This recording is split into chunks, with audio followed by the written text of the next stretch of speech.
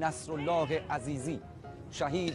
ناب سروان علی کهوری نژاد، شهید ناب سروان حسن رونده و شهید دریادار محمد ابراهیم همتی و شهید ناب سروان حمید قهرمانی و دهها شهید و صدها شهید سرفراز دیگر که در حراست و حفاظت و پاسداری از آبها و مرزهای دریایی کشور عزیزمان ایران عاشقانه بر قلب دشمن تاختند و این آرامش و امنیت را به همه ما هدیه دادند. یاد و خاطره همه شهیدان سرفراز را گرامی می‌داریم.